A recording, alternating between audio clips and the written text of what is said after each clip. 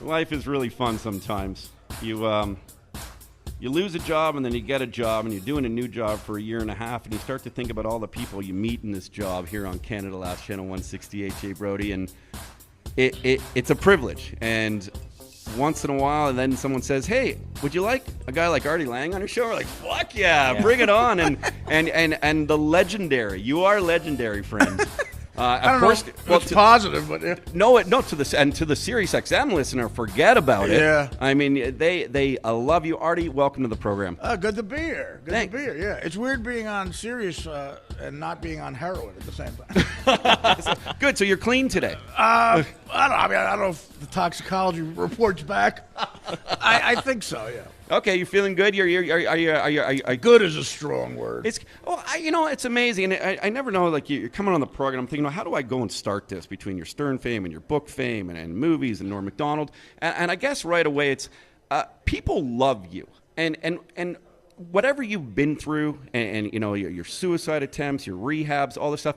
Do you think, Artie, that people just actually relate to you because all of us have these demons? I think it would be scary if a lot of people related to me. Suicide, heroin, some stuff. The Stern Show, he was so good at just making it seem like a conversation. You don't realize what you say. And my advice to people, if you're going to admit that you're a heroin addict, don't do it on the biggest radio show of all time because you might want to ease into it a little bit. But people are radio fans are very... The greatest type of fans to have because they feel like they know you. It's like a friendly thing. It's a very intimate relationship, and they feel bad for you. They hug you. I'm glad you're here and stuff like that. And I love those fans. They're very nice to me. When you're going through some of your struggles, did a ton reach out to you, and was the support always there? Well, they reached out, but mostly to ask if I needed heroin.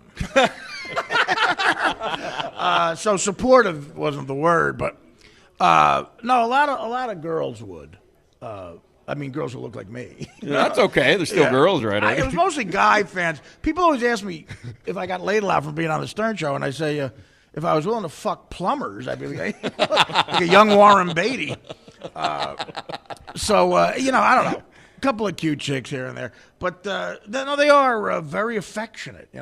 Nice. You describe those times as sort of the best times, the rock and roll sort of times of your life being on Stern. It was a nutty because I was living a stand-up comic's life because that money was hard to turn down, and a morning radio show. So I was going from nocturnal on the weekends. And then like having a paper out during the week. The hours were crazy. And the schedule I gave myself was a typical Artie Lange bad decision. And I knew for a fact, being an addict, I was going to go off the rails with that schedule. But I just wanted to make all the cash I could. Because in this business, I'm smart enough to know at any time they could say, you're out. You're not welcome here. What have you done for me lately? Exactly. Yeah, exactly. So you get what you can. I tried to cash in, but the schedule was so nuts, having to go down, come up, go down, and I lost it. I mean, I lasted 8 years doing it. I packed away some money, but... and that's the important part. I did morning radio for 14 years, getting up at those ungodly hours, 3:34 in the morning. Yeah. Do you have any regrets? Do you in terms, no, but not in the drug part, but in like saying, you know what, maybe I should have just focused on one, and would that have helped you? I think if you wrote the story of my life after I die, you could call it regrets. I was. Well, here's honesty. I'll give you an example of what I'm like.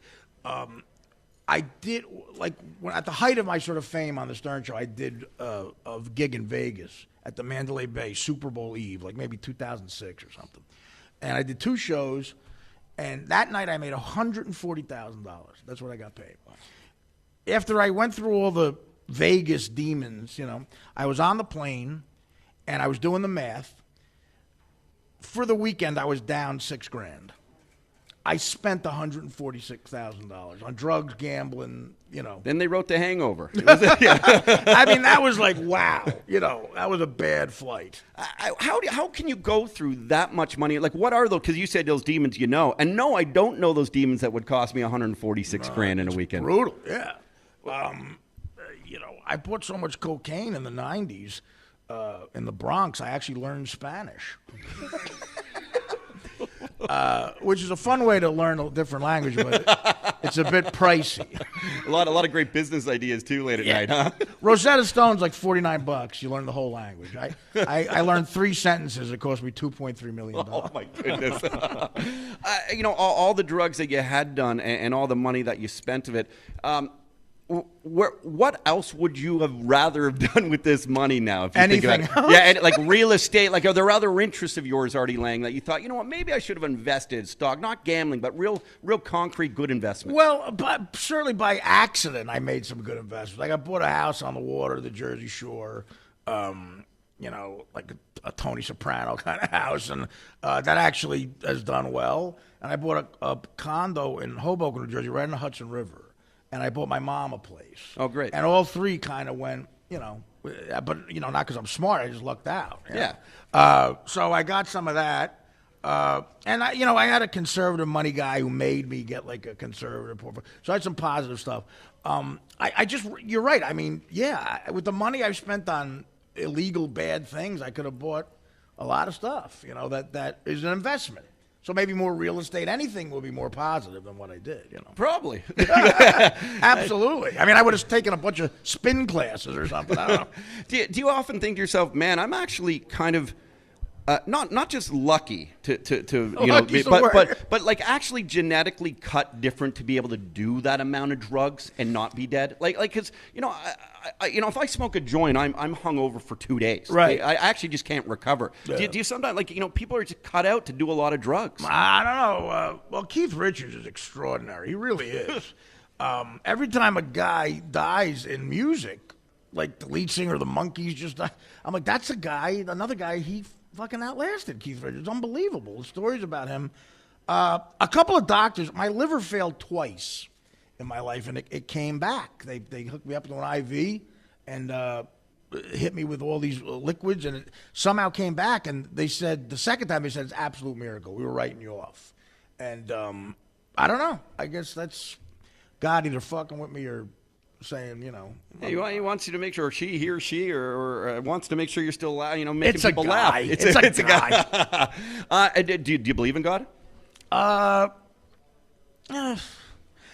only question about that is, I don't know, how did this all happen? It's fucked. It was all, just mud and dirt, and then we're sitting in a hotel in Montreal. I don't know how this happened. So there's got to be someone had to create people with the intelligence to do this, I would think. There's got to be something out there. Jay Brody, Artie Lange. Jay Brody's my great co-host. I get, not to ever compare you and Stern, but kind of like that similar atmosphere where he just chimes in and always is funny and very candid with his life. Skinny, long-haired Jewish guy in a big fat guy. Yeah, Italian. We're modeling ourselves after you guys. Yeah. Salud, baby. Thank you. Brody, do you you have these looks on views on God and stuff? Do you think that is something that keeps a guy like Artie going? My views from God come from drugs, though. I've taken a lot of DMT, which is a psychedelic. Right, yeah. And you kind of meet him at times. I felt like I've been You close. met him? I think so. What was he like? He was a lot of different colors. I'm assuming he's like Scott Disick on the Kardashian show. Yeah, but made out of snakes. Snakes? Yeah. So it wasn't like the long-haired hippie thing? No. Bullshit? No. That's a scary notion of seeing God, meeting him. I don't know what I'd say to that. Of your millions of fans, and they're now following you on Artie Quitter, artiequitter.com, and your new podcast that's $6.95 to subscribe to, and which is cool, man, because that's how you're monetizing. And I guess, are you seeing that these loyal Stern fans and SiriusXM fans, let's be honest, who pay for a subscription-based service, that they're going to you? Is that fun to watch them come? Well, I did a thing. A bunch of people in the business said, look, if you charge for it, people just out of a protest are not going to do it. Because, you charge $7 a month, that's like more than Netflix or whatever. They're not going to do that. And, but I did the math, and I said, I don't care about getting more famous anymore. I really don't. It's annoying now with like every 8,000th person I see comes up to me. Is that hard? Is that hard for you? I mean, I just, I try to be nice to people, but I don't know how to acknowledge it. I couldn't imagine being like an A-list celebrity. It must be crazy. But you are. I mean, no. Artie Lange. You were you're involved with Stern for 8 years. Everyone knows. Well, he's an A-list celebrity. Well, you're an A-lister too. You're just, you're a crazy A-lister. Well, so I said to myself, I know there's Stern fans loyal enough to pay for it, and I said to the guy, what's a failing number, unsuccessful number? Maybe he said like 9 or 10,000 people. I said, look, if I get 6 or 7 and I'm a real failure, do the math. That's $50,000 a month, and it's like I got to do it in my kitchen. Fantastic. So it's like, I don't care what those numbers look like because I do stand up. It's great. It's the greatest job I ever had. And what I would imagine is so great about it too is that, you try and do your due diligence on a guest coming on, you read up all these notes, and you never know what Wikipedia. By the way, the podcast is yeah. an enormous failure. Well, it is a failure. Considered to the people who who do podcasts. Well, okay. But to me and my accountant, it's fucking great. Well, I mean, it's not a failure then at all. At the end of the day, it's about the cake. But for you also, and I've read a lot, which is you love being creative, and you get to be creative. You get to be creative in that uncensored environment. So that part must be very rewarding. The reason I didn't go the advertising route is I've said so much offensive things on tape. It's like hard to get advertisers. We just had a whole discussion about that. Yeah, they just got to Google me and they'll find something offensive they don't want. So I don't want to deal with all that bullshit. And I really wanted to be, Sirius was great on Howard's show, and because he was Howard, we got away with even more than just cursing. But still, it wasn't totally uncensored. We worked for a corporation. Yep. This podcast is so much fun for me because it's really, I say whatever the fuck I want for an hour and a half. And I, it's scary too because I say whatever the fuck I want for an hour and a half. So something might end my career, but so few people are listening. That doesn't matter. Right. So that's funny. I'm making $800,000 a year on that. I'm probably, another 800 on stand up, so I'm like, and no one cares about me. I laugh because, they do care about you, and you're making money. The other day, you're flying first class, and you tweeted out, you're like, pretty good for a loser heroin addict. Well, right? Yeah. Somebody called me that on Twitter.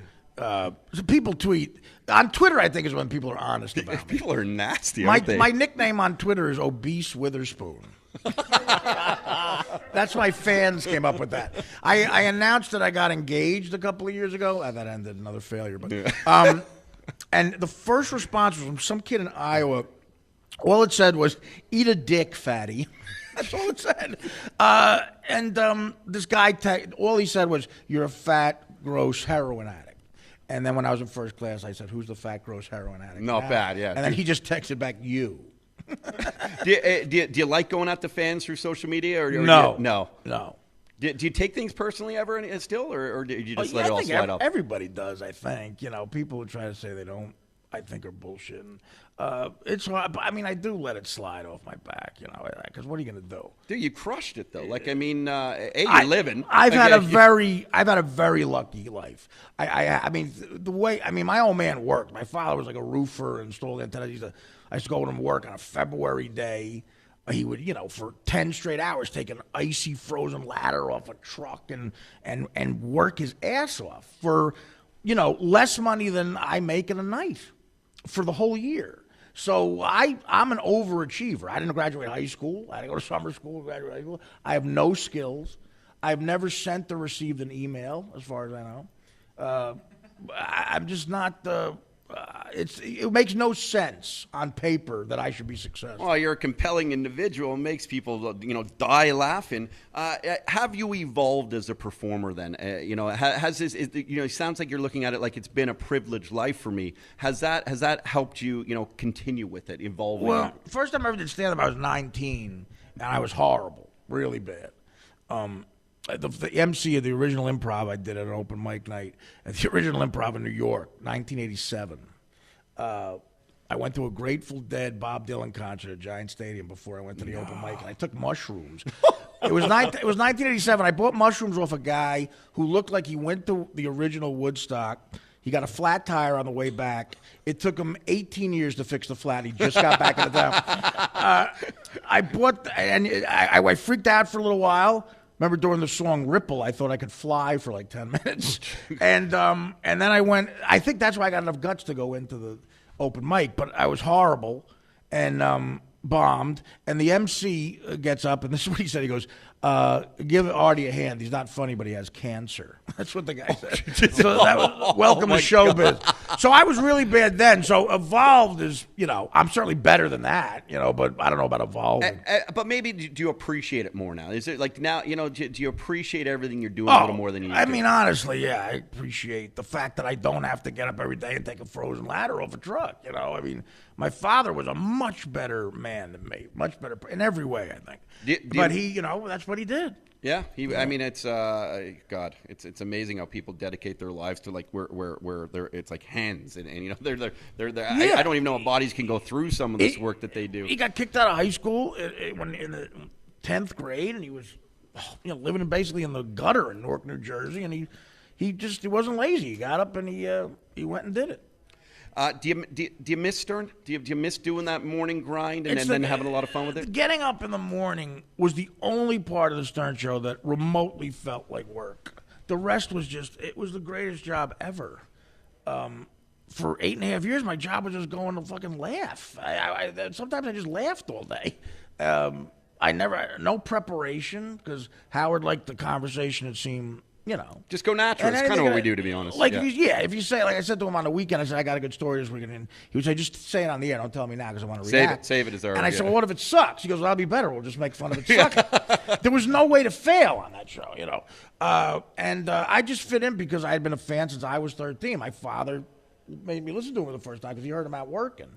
And I went to work with him one day, and we heard him. And, I was an enormous fan, so it was surreal that I got on that show. I mean, my father was still alive while I got on that show. It would have been like I became a senator or something, And immediately, I'd been in showbiz 5 years, TV's, movie, and everything. But there were some people who I know that didn't realize I went into show business till I got on Howard Stern. No, Artie's made it. It just was finally on something that's really, legitimately a big thing, And it was so much fun doing that show in New York. Everybody listened to it. You'd get out at 11 a.m., and you're in a daze thinking, what the fuck did I just say to everybody? And you're walking down the street, and a truck driver or a cab driver yells out, Artie, were those fucking tits real? And I bought a leather jacket once, and I wore it to the show, and I thought it looked good, and it was too small for me. So and they goofed on it all day. It looked terrible. So I get out. I'm like, fuck. I just spent like $400 on this stupid leather jacket. It was like 4 hours of goofing on my jacket. It weighed on you. Yeah. So I walk down 6th Avenue. I make a left. There's 10 construction workers having lunch. No. Okay? And one of the guys yells out, Artie, we think your jacket's cute. That intimacy that you talk about, another cool. Great story about being on the Stern Show and the effect it had on people. Cops loved the show. Yeah. Because Howard was always supportive of the cops, and so was I. And so they really loved the show. And you never got a ticket. That was the great. You never got busted for doing heroin? Nothing. I could have had lines of coke on the dashboard, speeding in reverse with a hooker, underage and beat up hooker, and the cop would have said, "Big fan." The jacket's a little too tight, though. Right. Yeah. I like the jacket. So I had a gig in Albany once, and it was a one-nighter. I do a show at a theater, and I go out drinking. It's 4:00 in the morning. And I had this insane thing. I said, I don't want to be in Albany anymore. It's like a 3-hour drive home. I'm getting the fuck out of here. I can't to think of maybe dying at a La Quinta Inn in Albany, So I packed up everything. I needed a cab. So they found me a cab. I get in a cab with this kid who looked like the drummer for the Allman Brothers. He was a real odd guy. I said, can you get me to New York? He goes, yeah, I got to go to North Jersey. I go, how much? $300. He goes, if you get me there in like 2.5 hours, I'll give you $500. I'm like, all right. I said, find me a pizza. He finds an all-night pizza place. We get a Sicilian pie. I sit in the front with him. We finished the pie before we left the Albany limits. I just scoffed it down. And I had so much badness in me, like dope and booze. So I fall asleep. I wake up, and it's 2.5 hours later. I'm 10 minutes from my house. The greatest thing happened. I fell asleep. And I'm groggy, and I start to smell weed, like really strong weed. I look over, and the driver is smoking an enormous joint, like a Cheech and Chong, like a quarter pounder, man. It's the biggest joint I ever saw. And I'm like, Jesus, what the fuck? Am I hallucinating? And he's doing like 90, driving with one finger like that. Just chilled out. Yeah. He was wearing a Boz Scaggs shirt. So I'm like, fuck it, this guy's got me home. I don't care. But after like 2 minutes, I got really nauseous. I had to throw up. So I said to the kid, listen, man, you got to pull over. I'm going to throw up in the car. He goes, all right. He was like a pro. He just pulled into a closed Exxon station on Route 17 in Paramus, New Jersey. I open the door of the cab, and I begin to like projectile vomit. I'm throwing up like the kind that hurts your ribs, okay? Like really bad. Pot smoke is billowing out of the car, okay? Yeah. Like there was a new pope in Mexico or something. Like just constantly coming out. I'm throwing up. Now I see lights on the reflection of a cop with sirens is coming toward me. Oh, fuck. So the kid sees that. He starts to freak out. He puts the joint in between his crotch. He's like burning his balls. But I physically can't stop throwing up, so I just continue to throw up. The cop pulls 2 feet from me throwing up, puts his light in the thing. Could see the kid's high. There's weed. I'm throwing up. I don't know what's going to happen. After 3 seconds, he's got the flashlight on my face. This is all he said. He went, Artie! And then they just drove away. No. That's all they did. Artie! Now that's a privilege. The kid, the funniest part is the kid looks at me and goes, dude, are you famous? I hope he didn't charge you for the ride. Well, listen, I thought I got away with it. Yeah. 6:02 a.m. the following Monday, Howard opens up with a phone call. Never opens up with a phone call. The first thing he says on the show is, Bill in Paramus, you're on the air. He goes, yeah, I'm a cop, Howard. I just wanted to tell you, I saw Artie throwing up on Route 17 in Paramus Saturday night. So I'm like, oh, fuck. Called in. Yeah, that was 2 hours of why I was throwing up. For sure. Yeah. It's Howard busting your balls. Yeah, I'd rather have gotten arrested. You wouldn't have heard from it. But yeah, just Artie! Howard, he must have been, you must hate these questions, but he must have been tough for him, loving what you brought to the show, but also, I guess, fearing what you might bring to the show in terms of bad publicity. And you know, and was that tough? Was that a tough dichotomy for him and for you guys in your relationship? Yes. I mean, I love Howard. He gave me the greatest thing that'll probably ever be on my resume. Literally a dream come true. Maybe you couldn't even say that because I didn't even think that was a possibility, getting on that show. Who knew Jackie would leave, the chair would be open, and I would get the job? But it was a dream. And so he gave me that. He was very nice to me. We were close friends for a long time, talked on the phone, everything. It's an intimate thing. You're with 5 hours a day. I was 2 feet from him. And he's the best comedy partner I ever had. Like, we eventually really gelled, and we're good at having a funny conversation. And sometimes I'd be sitting there and like Chappelle would come in for the news or Gilbert Gottfried, and I'd look at Fred Norris, who's an absolute genius. I'd say, I'm in the room with like 3 of the funniest people ever. 20 million people are hearing it. And it was just fun. But if you're a heroin addict and you go in rehab, they tell you you're gonna lose a lot of shit, including relationships. And probably the worst thing I lost was my friendship with Howard. He just couldn't take any more lies and blowing shit off, and the publicity. I don't think it was about publicity with him. I think, it was more about being sad for me. But he didn't know what to do. People, it's a very complicated thing about how to deal with a heroin addict if you want to try to help them, because you can't believe most of what comes out of their mouth a lot of the times. And I think he saw that, and he just didn't want that destructive thing in his. He's got a busy life, family and ex-wife, new wife, kids. He becomes runs an inconvenience. Sad, right. Like it's tough to say it like that, but let's be honest. There's only so much help you can give someone. Right? Exactly. So it's my fault. Everything that happened is my fault. He's not the heroin addict I am, But for 8 years, it was a heavenly thing. I loved everybody there. Robin is such a sweetheart. Fred, Benji's a great person. Gary, they're all really good people. And what can I say?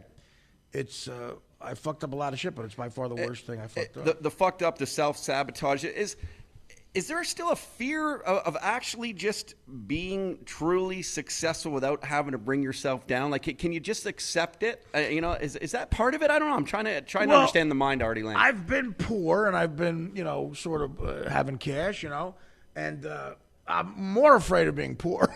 Yeah. You know, that sucked. Money is just a great thing to have. You know, it's convenient. That's a good way to put it. Exactly. You know, to be able to, you know, pay a whore on the spot.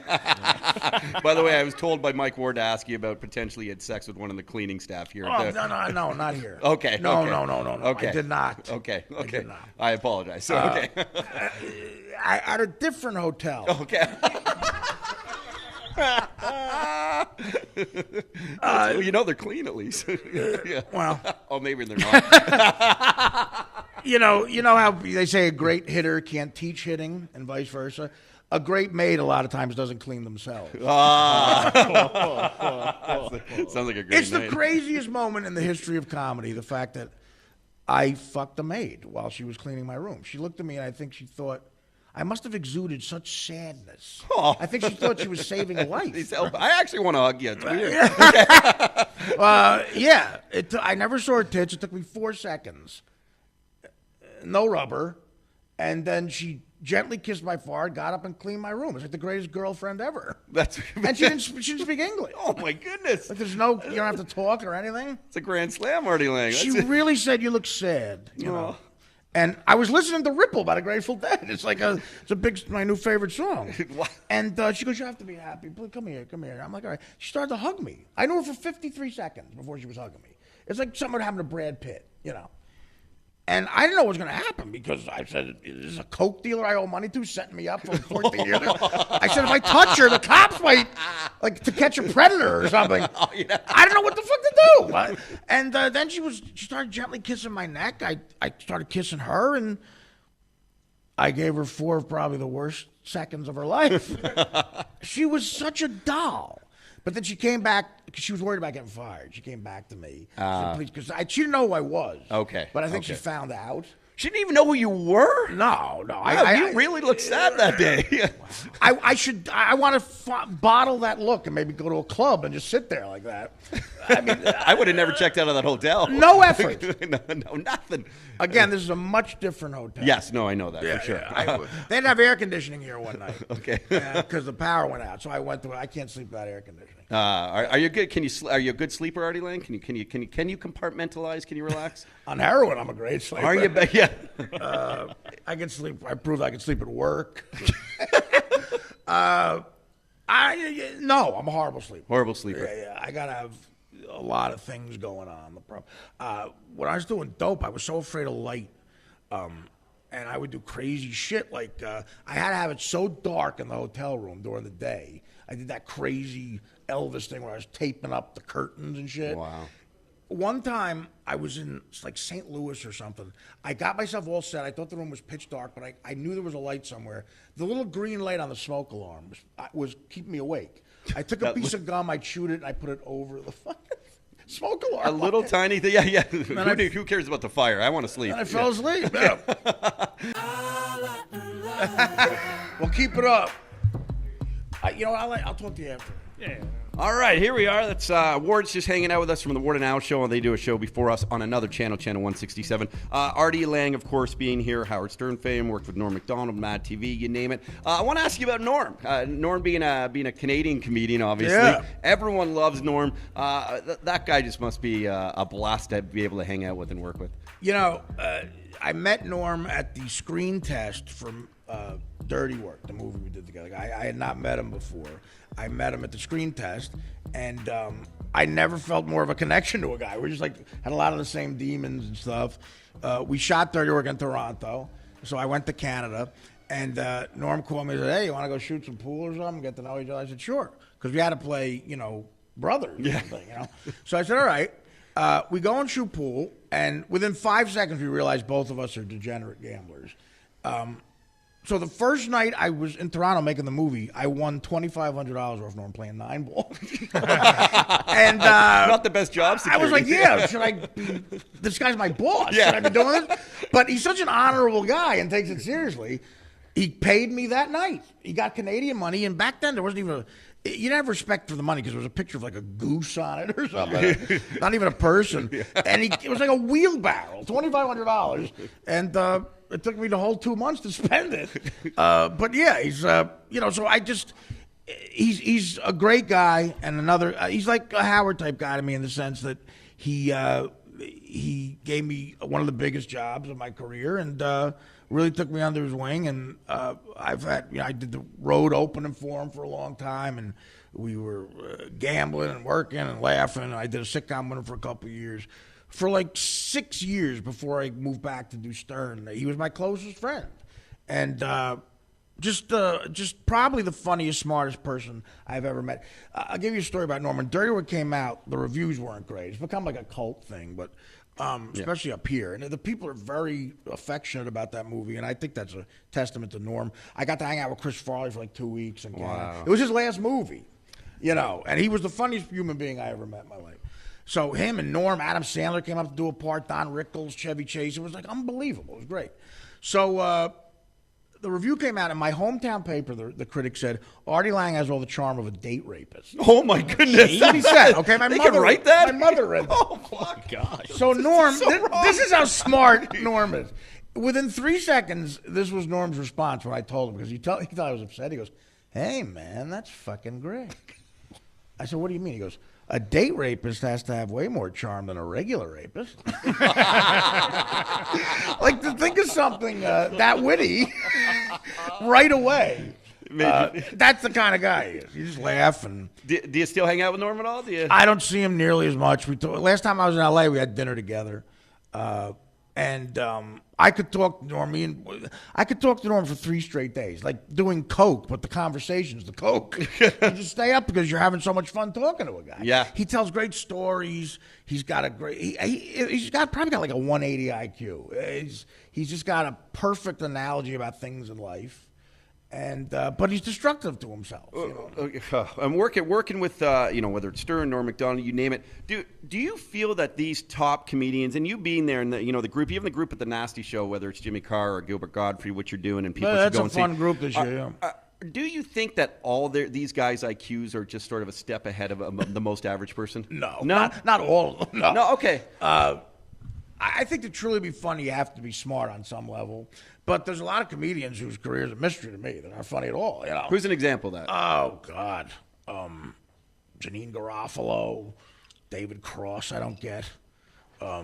Steve Allen, for a legendary guy, I don't know. Steve Allen wrote a book called How to Be Funny. That's like me writing a book called How to Get Abs. But it's a great book to do coke off of. So are your abs. They were. These are bad. But, but when you meet a truly smart guy, you could tell pretty quickly. And Norm's one of those guys. A couple of examples of people, like I had a few conversations over the years with Chris Rock. Like Chris Rock has a perfect analogy about every subject. If you could have a perfect analogy about a subject like Churchill did or something, that's impressive. If you could also make it funny, like Churchill did a lot too, then I think you're brilliant. Artie, would you ever say that you found yourself funnier on drugs? And is that part of the problem? If it depends on what your definition of funny is. No, like when you're on and in a zone, but part of that's influenced. There's different types of funny. Like if you are more a fan of a comedian getting on stage and telling a sharply, well-paced, timed perfectly, spoken perfectly, well-written joke, that's good. But if you're more a fan of a guy on stage shitting his pants and accidentally lighting himself on fire, which people are a fan of, then you could say I'm funnier on drugs. I've shit my pants 4 times on stage. 4 times? What during heroin withdrawals. No one noticed, thank God. You just kept going? Well, yeah. What am I going to do? I don't know. Full dumps? Like a full load here? Not like one time, I was wearing, thank God I was wearing black corduroy pants. That saved my life, but I would never wear white pants. No, the lifestyle I have, the combination of the comedian lifestyle and the drug lifestyle are 2 nutty things. If you combine them, crazy shit's gonna happen to you. It's unavoidable. How do you see yourself retiring? Like, can you get away, take some money you have, those few investments, get away, and do you think you could be good to yourself that way? Just chill out? I don't know. Is that I possible? mean, every comedian's fear is dying next to a hooker at a Ramada Inn in, like, Denver or something. Yeah. I just hope I make it home somehow, Like the way Chris Farley went out. Oh, my God. Him and Belushi, same age, went out the same way. A needle next to them that a hooker fucking loaded up for him. And the whore is some crazy person who was just out for themselves. The chick who shot up Belushi did time. She got manslaughter. I don't know what happened to the Farley chick, but she took pictures of him and wanted to sell them. Yeah, He's lying there dead. Just How about calling an ambulance? I don't know if this is true. So this is maybe, but I heard from pretty reliable people. I don't know how true it is that, and this sounds like something Adam Sandler would do because he's a very generous guy. I heard that Sandler called the hooker and bought them from her so she wouldn't release them. Wow. Yeah, like one picture made it on the internet or something. The humility of some of you means I got the money. Let's not let this stuff get out there. That's it. Right. That's a beautiful he's story. the one picture that got out. He's lying dead. Oh, it's disgusting. Yeah, and so you don't want to go out like that. I'd love to, maybe just go out peacefully on morphine. You talk about go peacefully on morphine In the hospital. The comedians need to entertain, to perform, to be noticed, to have live audiences. Right. You went on Letterman a ton. Which is like the coolest thing in the world, too. That was another dream for me. There were days I did Stern in the morning and Letterman in the evening. It was like I pinching myself. That's the gold medal. Yeah. I mean, it doesn't get bigger or better than that. When he went out, and some people still say he shouldn't have gone out. Do you think a guy like that's going to miss it? I've been a fan of David Letterman since the first night he got on NBC. I was like 14 years old. I had a black and white television in my room that I think my father stole. That was like 4 inches. I memorized every Honeymooners, every Odd Couple on that thing, like The Godfather. I was hooked on Letterman, from the time, and he was on till 1:30 in the morning. I would go to junior high looking hungover because I was watching Letterman. Obsessed with him. And then again, like Howard, I was obsessed with him too. I got to meet him and work with him a couple of times. 2 of my heroes. And when you sit there next to Letterman, it's kind of like Howard in the sense that this guy's could outwit you But with Letterman, there's a live audience there, so when he says something funny, it just makes your set look better. But so having said that, I genuinely think people should watch him. I think without that show, he might blow his fucking head off. I don't think he's a happy guy. I don't. And he went on stage recently to, there's like a Martin Short and Steve Martin show, Yeah. and he did like a top 10 list of Donald Trump's hair. Like, I felt like he's already kind of missing this stuff. That's what, of course. It's like a story like Trump comes out, he's like writing it in his head. Yeah, you got to find a balance in life. Like, clearly that heart thing really affected him, and he ran a mini empire there. But like during the commercials, him leaning over and saying you're genuinely funny, stuff like that, and cool. He was something I'll never forget. To me, that's bigger than like having an Oscar. But I think he went out just because. Like, if you put on a split screen Jimmy Fallon or Seth Meyers looking at a laptop next to Letterman now, it would look like Letterman looked like Benjamin Franklin. It's just not a modern day thing or look he has. And I don't think he cares about that in comedy. And I think he just said, fuck it. I can't do this anymore. I feel like he didn't want to do the sticky bit that would make it on the internet. Because I can tell you, man, I don't know anything about Fallon, but I've seen a bit every day of Fallon's show that pops up on the Facebooks and the Twitter feeds. I've done Jimmy's show like a bunch of times. And Jimmy's a good friend of mine. I love Jimmy. On top of being funny and talented, he just knows how to work it. He's working the media. He's like the modern day. Letterman had $1 billion when Twitter was invented.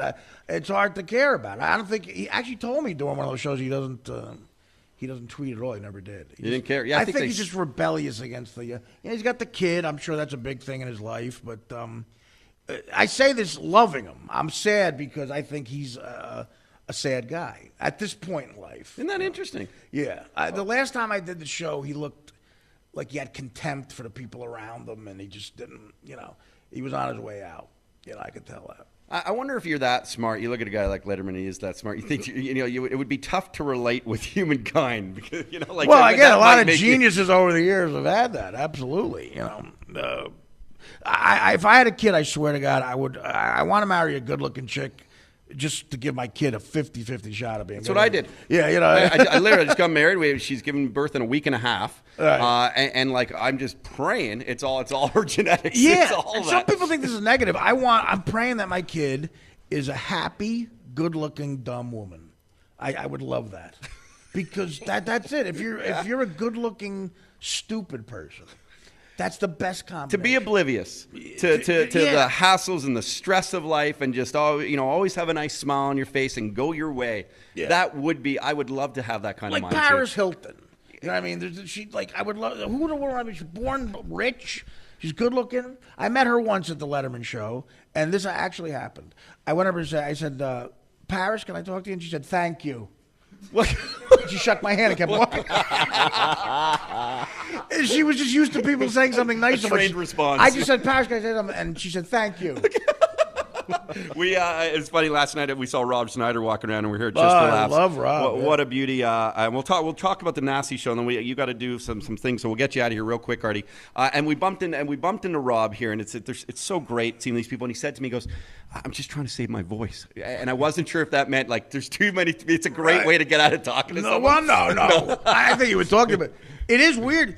I haven't done this much stand-up since I was 24 years old. You know, you don't get into this business to work. This feels like I'm pulling a ladder off a truck when it's 2 degrees. Yeah, you're back on the road.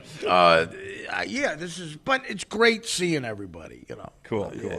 You getting paid well for the gig out here? They're doing.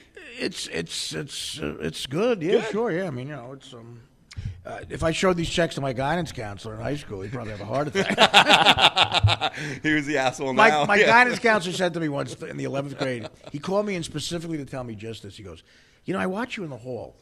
I go, yeah. And he goes, you have a disinterest in your walk. I said, what does that mean? He goes, you just don't look interested in anything. You walk very slowly. And I felt like saying to him, that's because I'm walking a biology class with Dr. Gross. Who the fuck cares about I was that? working to a whorehouse to get cocaine. I'd have a skip in my step. What do you want to tell me? He goes, that's going to affect you in life, that attitude. You got to be more chipper. He was right. Yeah. Yeah. And I've walked, because of that, I do try to walk a little faster. Interesting. You were like a great athlete when you were younger in high school and stuff, weren't you? I weighed like 175 pounds until I was 26. I was a thin athlete. I made You're a baseball player, I right? made All-State third base. Wow. Do people laugh when you tell that? Like, are people surprised by that? Greatest moment of my life. We were in a state championship game, big crowd, and my buddy Danny brought a pizza to the game. And when I was on deck in a big spot, he gives me a slice of pizza. And, a normal person would have thrown it away.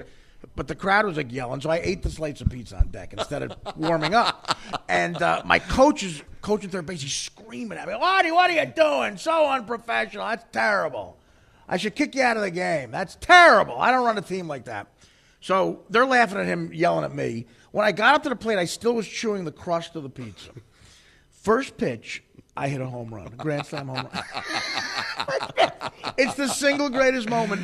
It's why people always question baseball as a sport. The ovation was like Springsteen going into Born to Run. It was unreal. And my buddies lined up to give me a high five. And the coach, when I rounded third, was like, he said to me, he goes, Artie, you're one entertaining fuck up. He was right as well. Yeah, I guess. Artie, I know you got a ton to do, and you're doing a bunch of shows. Lastly, and real quick. Yeah, there's been a Coke dealer waiting for 40 minutes. I apologize. And can we join you? No. The Nasty show's going on. You're working with Gilbert Gottfried, Mike Ward, Canadian, who was just on the program earlier. It must be fun to actually have a platform other than the podcast, and go to artiequitter.com to get all your information and sign up, because this guy's one of the true gems and true, he's genuine. But you can be that way on stage. That must be fun to know that still exists, huh? Oh, yeah. The crowds up here are really good, They're really, it's a strong reaction. It's so odd to hear a homeless person ask for money in French. Because it's such a sophisticated language, you know what I mean? I feel like you sound way more successful than me. How about giving me some cash? In New York, here's how a homeless person sounds when they answer. Literally, they sound like, Up here, homeless people sound like the head of an international hedge fund or something. Like a rich Bond villain. Did you give him money and hope he might invest it? Yeah, I gave him a few dollars. Oh, that's nice. Yeah, hey, he wanted to talk to me, but I said, well, I got to try to save my voice. It hurt. Artie Lange, thank you again, man. Go and follow this guy on Twitter. Todd. Go, Thanks. Artie. Thanks, It's been Jay Brody. Sorry we didn't get more time with you and Artie. I know Jay's one of your biggest fans. Good luck tonight at the Nasty Show again. Not that you need it. Go and crush it. No, it's a great group. Gilbert is one of of my favorites, and Ward is so funny. It's great. Excellent, man. Well, we really appreciate your time, and I hope to see you again down the road. Thanks, Jim. Okay. It was fun. Yeah, I know. We'll be back here in a sec here on Canada Laughs Channel 168. You're listening to The Jim Shapiro Show. Hey, I'm Jake Brody. Subscribe to our YouTube channel and leave a comment. We read the best ones on the air.